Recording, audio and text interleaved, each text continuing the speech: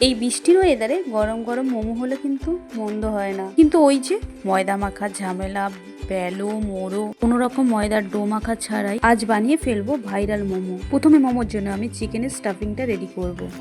Chicken কিমার মধ্যে গোলমরিচ, স্বাদ মতো নুন, ভিনেগার, সয়া সস, তেল আর কুচি করা আদা, রসুন, পেঁয়াজ, কাঁচা লঙ্কা, বাঁধাকপি, ধনেপাতা সমস্ত কিছু দিয়ে ভালো করে মেখে হাতের সাহায্যে বলের আকারে গোল গোল করে নেব।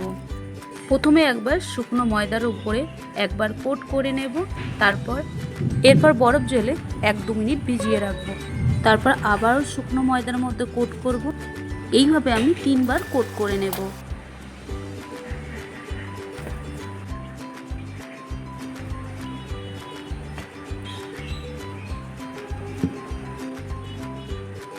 এবার ফুটন্ত গরম জলের মধ্যে আমি মোমোগুলো দিয়ে দিলাম। 10 মিনিটের মতন ঢাকা দিয়ে রাখলাম। 10 মিনিট পরে ঢাকা তুলে দিলেই আমার রেডি মোমো। এরপর সুইট চিলি সসের জন্য প্রথমে আমি কড়াইয়ের মধ্যে জল দিয়ে দিলাম। রসুন, চিলি ফ্লেক্স, নুন, একটু চিনি, ভিনেগার, একটু লঙ্কা গুঁড়ি, 1 চামচ কর্নফ্লাওয়ার গুলিয়ে দিয়ে দিয়েছি। ফুটিয়ে নিলেই আমার সস রেডি। তাহলে কেমন হয়েছে বন্ধুরা? আশা করি আপনাদের সকলের খুব ভালো লেগেছে। ধন্যবাদ।